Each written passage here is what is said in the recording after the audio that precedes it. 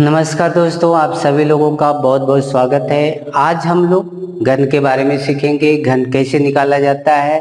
और आप जो पहले से जो मैनुअली करते आए हैं उससे हम हट के कुछ अलग सीखेंगे, कुछ नया सीखेंगे और ज़बरदस्त सीखेंगे। बात समझ में आ रही है? आज हम लोग जो है कि क्यूब निकालने का एक अनोखा जो है कि नियम सीखने वाले हैं। तो चलते हैं उस नियम की ओर, लेकिन उससे पहले आपसे निवेदन है कि यदि ये वीडियो आपको अच्छी लगे और आपको समझ में आए और आपको इससे लाभ मिले तो आप इस वीडियो को लाइक और शेयर करना ना भूलिएगा, तथा साथ साथ इस चैनल को सब्सक्राइब कर लीजिएगा और बेल आइकन भी दबा लीजिएगा, जिससे जो भी मैं वीडियो अपलोड करूं उसका नोटिफिकेशन आपको मिलता रहे। ठीक है, तो चलते हैं अपनी वीडियो की ओर। तो देखिए दोस्तों, आज जो है हम घन सीखने वाले हैं। तो आप चूंकि किसी भी संख्या का अगर घन निकालते हैं, तो जैसे मान लीजिए मैं 12 का घन आपको निकालना सिखाता हूँ, ठीक है ना? किसका? 12 का। तो अगर 12 का हमें घन निकालना है तो आप 12 गुणे 12 गुणे 12 कर लेते हैं, यही। और 12 बढ़िया 144, 144 में 12 का गुणा करते हैं, आपका घन आ जाता है। लेकिन वो आपका ट्रेडिशनल मेथड हो गया, आप पहले से उसी को करते आ रहे हैं। आज हम कुछ नया सीखेंगे, ठीक है ना?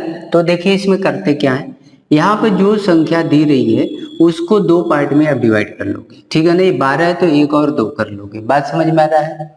आगे 3 अंक का होगा तो हम क्या करेंगे, तो इधर एक लेंगे, बाकी आगे को ले लेंगे। बात समझ में आ रहा है? दाएं हाथ पर एक अंक लेना है, बाकी सबको आप जो है कि बाएं हाथ पर ले लेंगे। दो पार्ट आप डिवाइड करेंगे उस संख्या का, ठीक है ना? आप डिवाइड तो कर लिया, आप करना क्या है, तो पहले मैं फुल फॉर्मेट बता दे रहा हूं, उसके बाद हम लोग शॉर्टकट में चलेंगे, ठीक है ना? तो देखो पहले में क्या करेंगे, ये एक का क्यूब लिखेंगे, तो एक का क्यूब एक होता है। बात समझ में आ गया? अब जो ये क्यूब आया है ना, उस क्यूब में ये जो पहली संख्या, मान लो ए बी अगर है तो ए से भाग करो, ए से भाग करो और जो बी है उसका गुणा कर दो, तो कितना आ गया? 2 आ गया। बात समझ में आ गया?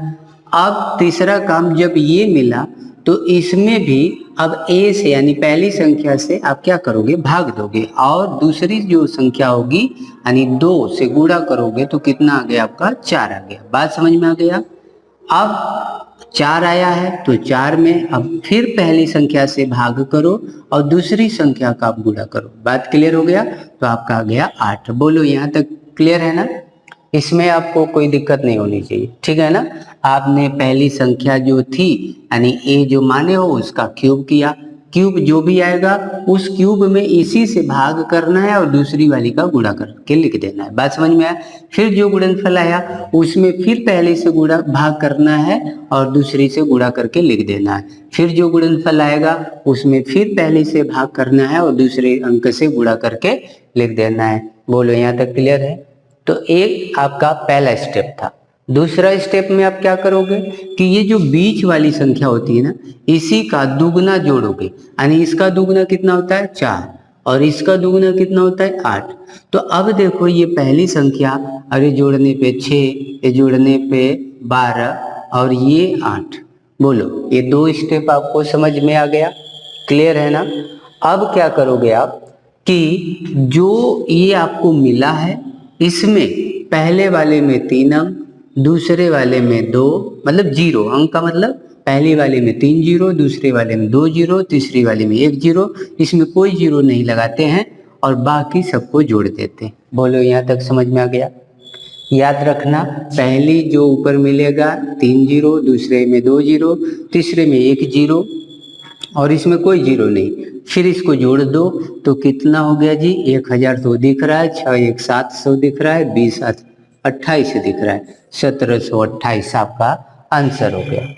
क्लियर समझ में आ रहा है? उम्मीद है बढ़िया से समझ गए होंगे आप लोग। नहीं समझे होंगे तो फिर हम एग्जाम्पल लेते हैं और उसमें इसको समझ लेते हैं, ठीक है ना? बात समझ में आ गया? और देखिए क्या कर रहे थे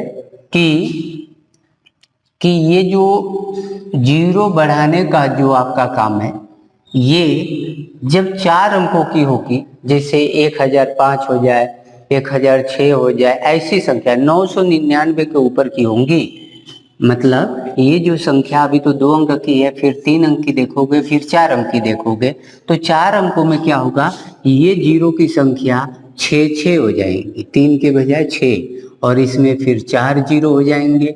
ऐसे बढ़ाओगे, फिर इसमें 2 जीरो और इसमें एक भी जीरो नहीं बढ़ाना होगा और फिर उसको जोड़ना होगा। बात समझ में आ गया होगा? क्लियर है?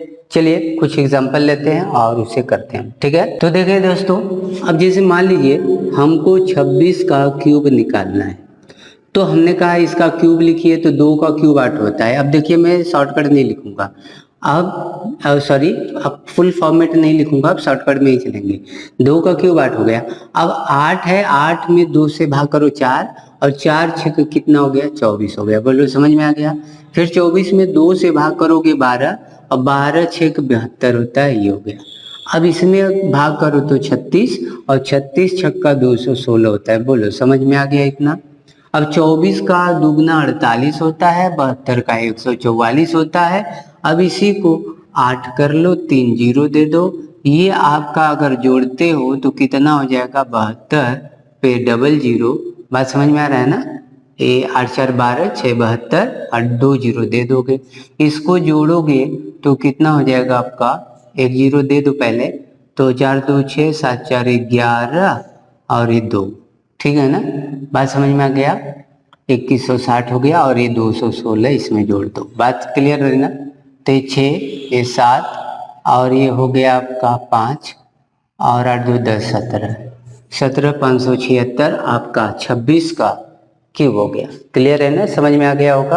अब देखिए, जैसे हमें निकाल लेना है, मान लीजिए हम 31 का क्यूब निकालते हैं, तो 31 के क्यूब में अब क्या करोगे आप कि जनरली आप 3 का क्यूब लिखते हो, तो 3 का क्यूब 27 होता है, और 3 से 27 में भाग करोगे तो 9, और 9 का 1 में गुणा करोगे तो 9 आ जाएगा। अब 9 में 3 से भाग करो 3 आएगा, और 3 में 1 का गुणा करोगे 3 आएगा। अब क्या करोगे? 3 में 3 से भाग करो 1 आएगा, 1 में 1 का गुणा करोगे तो 1 आएगा। इसका दुगना कितना होता है? 18, इसका दुगना यानी 3 का दुगना 6। अभी हो गया आपका 27, इसमें 3 जीरो दे देना, इसमें 2 जीरो बढ़ा के 18 9 कितना हो जाएगा? 27, और इसमें 1 जीरो बढ़ा दो, 6 3 9 हो जाएगा, और ये 1 जोड़ दो, तो आप 1 9 7 9 2 आप देख रहे हैं, आपका आंसर हो गया। बोलो, अब इतना फास्ट हम अगर गुणा करेंगे ना तो भी टाइम लग जाएगा, इससे पहले नहीं बता पाएंगे, ठीक है ना? बात क्लियर समझ में आ रही है? और गुणा का जो हमने नियम आपको बता रखा है उसका भी अगर प्रयोग करते हैं तो जल्दी से आप निकाल पाएंगे, ठीक है ना?